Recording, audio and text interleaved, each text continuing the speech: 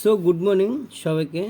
আমরা আজকে পড়বো 255 পেজে একদম লাস্ট কোশ্চেন, শেষ হয়ে গেলো কোশ্চেন সিরিজ। তোমরা সব কোশ্চেন সিরিজগুলো দেখে নিও ভালো মতন করে।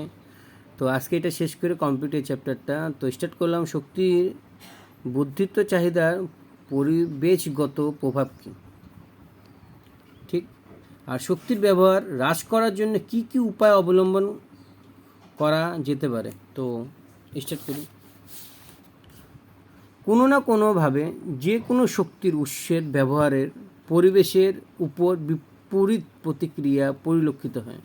যে কোনো পরিস্থিতিতে আমাদের শক্তির উৎসের নির্বাচন কতগুলো কারকের উপর নির্ভরশীল, যেমন সেই উৎস থেকে শক্তি নিঃষ্কাশনের সহজতা, লম্ব প্রযুক্তির দক্ষতা, সেই উৎসের ব্যবহার ফলে সংঘটিত পরিবেশের ক্ষতির পরিমাণ। তো এটা হচ্ছে প্রথম কোশ্চেন অ্যান্সার। সেকেন্ডটা দেখে নাও।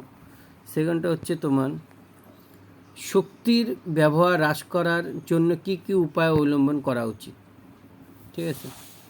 তো উপায় অবলম্বন করব আমরা। উৎস থেকে সহজ এবং সুলভ সন্ধান করতে হবে। যে উৎস আছে তার থেকে সহজ আর সুলভ। প্রচলিত প্রথা প্রয়োগ করে শক্তি সঞ্চয় করা, ঠিক। আর উৎসের পরিবেশের দূষণের বিরুদ্ধে সচেতন হওয়া ইত্যাদি। তো আজকের জন্য এতটুকু। লাইক সাবস্ক্রাইব করে দিও।